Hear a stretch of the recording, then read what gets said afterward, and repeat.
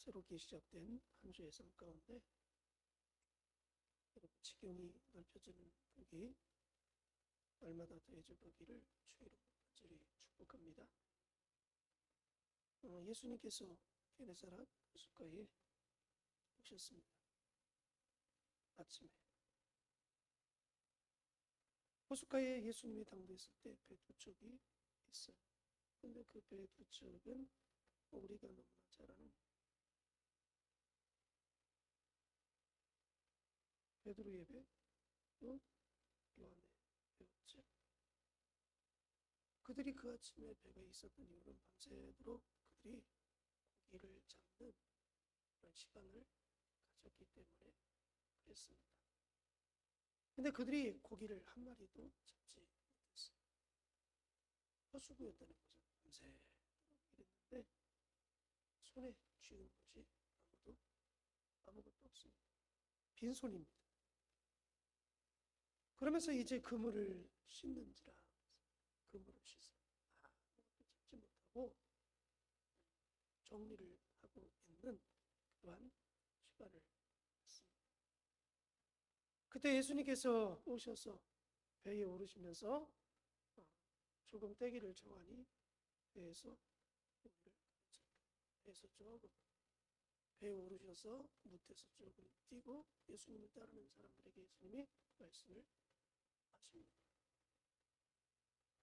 그리고 4절 말씀에 말씀을 마치시고 말씀을 한참 선포하신 이후에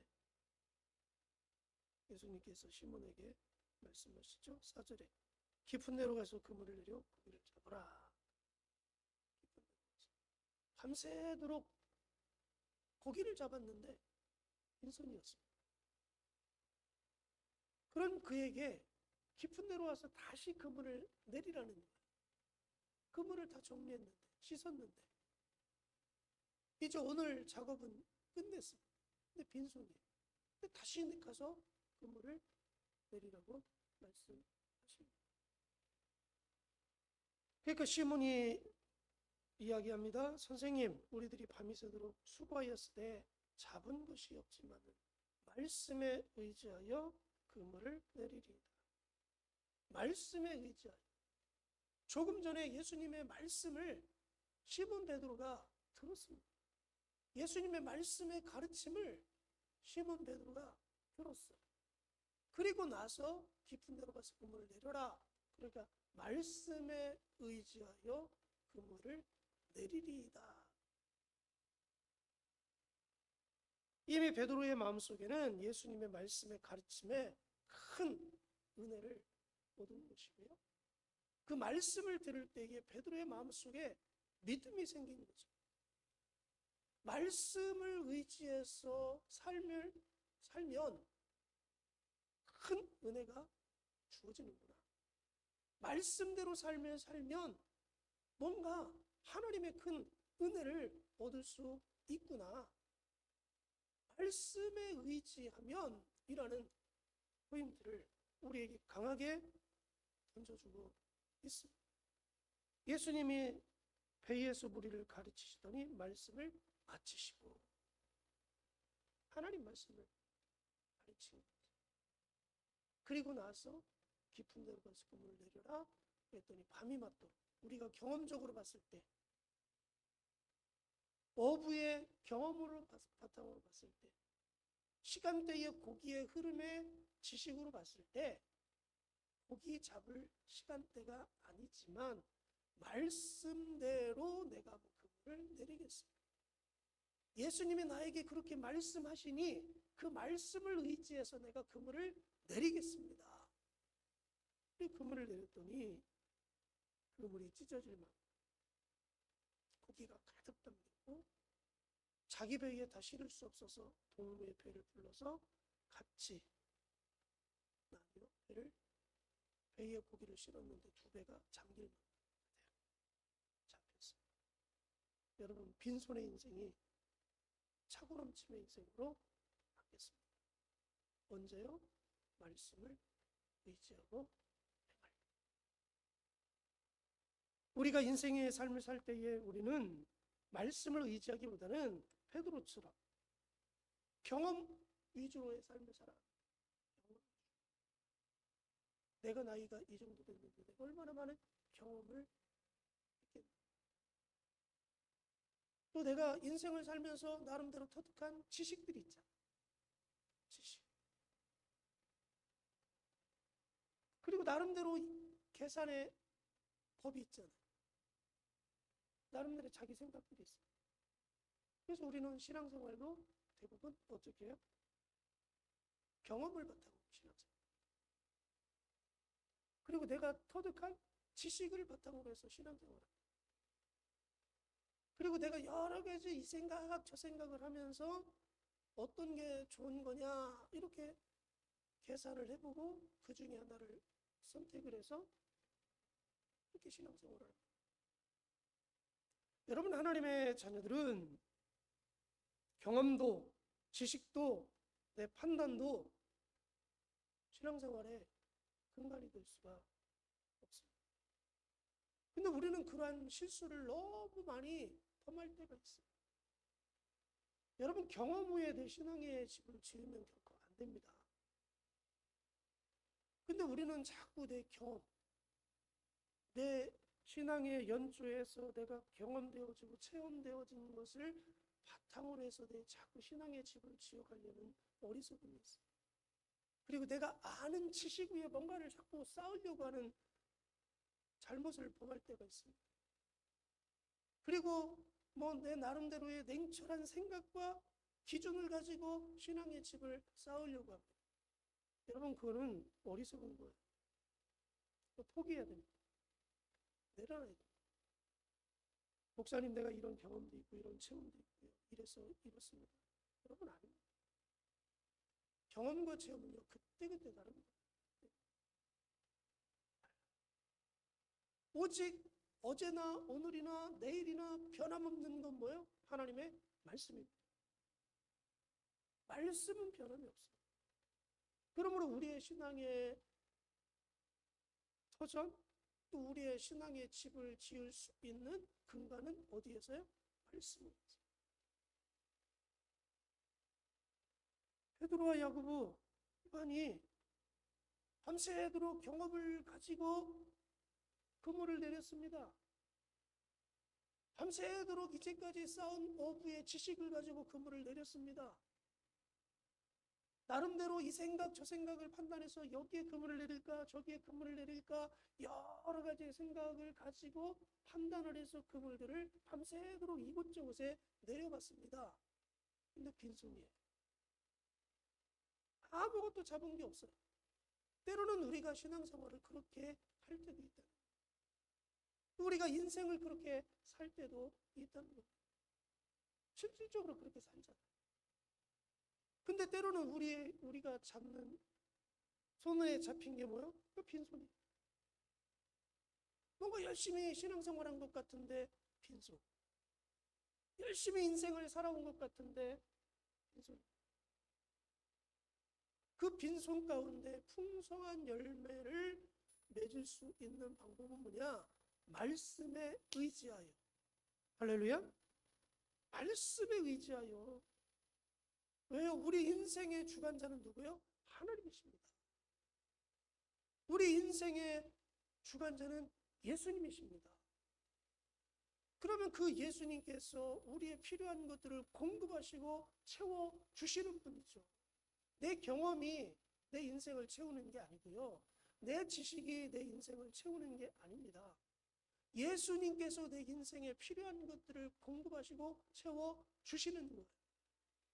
그러면 그 예수님의 말씀을 의지해서 우리가 삶을 살아가면 그 말씀에 의해서 예수님이 우리의 삶에 필요한 것들을 공급하시고 채워주시는 거죠. 여러분, 야곱이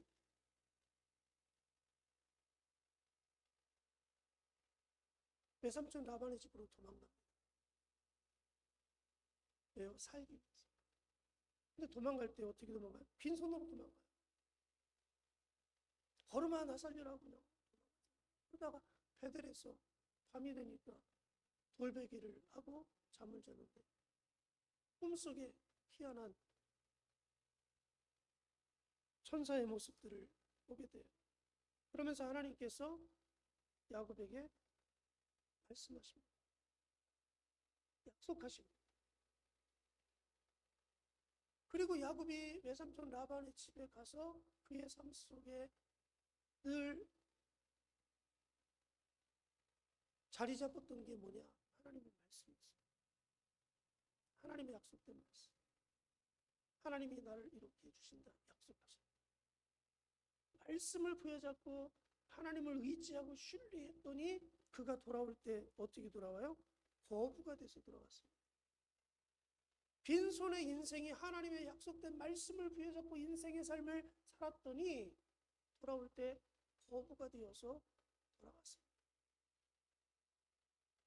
요셉이 형들 손에 먼 타국으로 종으로 팔려가잖아요.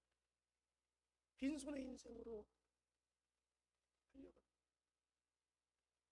종살이를 합니다. 억울하게 오기에 갇히기도 합니다. 빈손의 인생이죠. 그러나 요셉의 가슴 속에는 뭐가 있어요? 하나님의 약속된 말씀이 있어요. 하나님이 주신 꿈이 있습니다. 하나님이 주신 그 꿈, 그 말씀을 늘 의지하고 삶을 살았습니다. 어떤 환경 속에서도. 지금 당장은 빈손이에요. 아무것도 없은 빈털털입니다. 종입니다. 죄수입니다. 근데 말씀을 의지하고 삶을 살았더니 하나님이 그 말씀대로 하루아침에 스텝 바이 스텝이 아니었습니다. 좋아지고 또 올라간 게 아니라 한 번에 죄수에서 애굽의 총리의 자리로 하나님이 확 올려주십니다. 왜요? 역사의 주관자가 하나님이시죠. 빈손의 인생이 하루아침에 당대의 가장 힘이 강력한 애굽의 총리의 자리로 딱 하나님이 앉혀주셨습니다. 여러분, 말씀을 의지하고 살아갈 때 하나님의 놀라운 역사가 반드시 나타날 줄 믿습니다. 현재 내 손이 빈손이라고요? 괜찮습니다. 풍성함이 없다고요? 괜찮습니다. 베드로처럼 내 경험, 지식, 생각 포기하십시오. 그리고 하나님의 말씀을 의지하십시오. 여러분, 이것이 신앙의 기본적인 자세고요. 믿음의 기본적인 자세이고 하나님을 따르는, 예수님을 따르는 성도의 기본 자세입니다. 하나님, 내 경험도 내려놓습니다. 지식도 내려놓습니다. 내 생각도 내려놓습니다. 하나님 말씀이 그렇다면 말씀대로 살겠습니다. 말씀에 의지하여 내가 그물을 내리겠습니다. 내렸습니다. 그물이 찢어질 만큼 열매가 주어졌습니다. 왜요? 예수님이 인생의 생사옥의 주권자이기 때문에 그렇습니다. 예수님이 복의 근원이기 때문에 그렇습니다. 저와 여러분을 부하게 하실 분은 예수님이십니다. 우리 삶을 풍족하게 하실 분은 예수님이십니다. 내 삶을 가득 채울 수 있는 것은 예수님이십니다. 우리 교회를 부흥케 하실 분은 예수님이시고 우리의 기업을 번창케 하실 분은 예수님이시고 내 직장 생활을 안정적으로 할 수 있도록 해주실 분은 예수님이십니다. 그러면 그 예수님, 우리 삶 가운데 역사하셔야 되는데 무엇을 근간으로 우리 가운데 역사할까요? 저와 여러분이 말씀대로 살아가는지, 말씀을 의지하고 행하는지, 말씀을 부여잡고 예수님 따라가고 있는지, 그거 보시면서 역사하시는 거지. 새로운 한 주가 우리 가운데 주어졌습니다. 우리가 어떤 삶을 살아갈까요? 말씀의 의지에 살아가시기 바랍니다. 말씀의 의지. 내 환경 따라 살지 말고, 감정 따라 살아가지 말고, 내 생각 따라 살아가지 말고, 말씀이 그렇다. 말씀이 기도하라면 기도하라. 말씀이 일하라면 일하라. 우리에게 그날 주시는 하나님의 말씀에 메시지가 있고 약속된 말씀이 있습니다.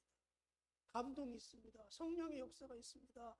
그러면 그것을 의지해서 행하십시오. 그걸 의지해서 내 것을 내려놓고 주님 것을 우선시하십시오. 기도하면 말씀의 놀라운 역사가 저와 여러분의 삶 속에 우리 교회 가운데 가득가득 채워지는 복이 함께할 줄 믿습니다. 이번 한 주 예수 믿는 것 받은 증거 많이 얻을 수 있는 삶을 만들어 가시기를 주님의 이름으로 간절히 축복합니다. 오늘 말씀 후에 자꾸 기도합니다. 하나님, 내가 예수님을 따를 때 내 경험, 지식, 생각 다 내려놓게 하시고 말씀을 의지하고 살아가는 자 되게 해달라고. 말씀을 의지하고 살아갈 때 기적과 이적이 빈손의 인생이 차고 넘침으로 가득 담긴 복의 인생으로 바꿔달라고, 그러한 교회, 그러한 가정, 그러한 사업장 되게 해달라고 같이 한번 기도하시고요. 특별히 우리 사랑하는 성도들의 기업들을 위해서, 또 우리 몸된 교회를 위해서 예비되고 준비된 영혼들 하나님 많이 보내달라고, 속히 보내달라고 같이 한번 기도합니다.